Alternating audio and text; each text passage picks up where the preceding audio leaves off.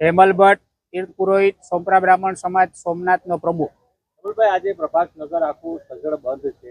બંધ પાડવાનું કારણ શું છે? કેટલા વાગ્યાથી કેટલા વાગ્યા સુધીનું બંધ છે? શું આખો મુદ્દો છે?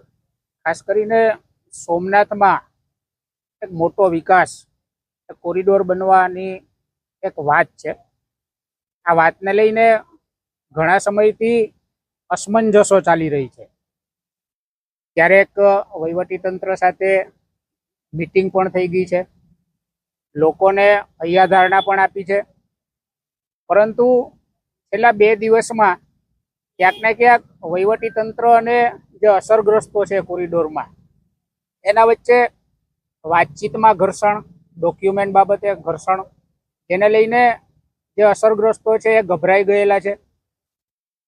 આજ દિવસ સુધી વહીવટીતંત્ર તરફથી કોઈ પણ જાતની નોટિસો આવી નથી, પરંતુ આ 384 જે અસરગ્રસ્તો છે, જેમાં 72 જેટલા હોટલ માલિકો છે, તમામ અસરગ્રસ્તો છે એની સાથે લગભગ 3 થી 4 વખત વહીવટીતંત્રની મિટિંગ યોજાયેલી છે, જેમાં આવી વાત મૂકવામાં આવી કે આ વિકાસ કરવાની વાત છે, એમાં ગામ લોકોએ સહકાર આપવા વિનંતી કરવામાં આવી છે વહીવટીતંત્ર તરફથી.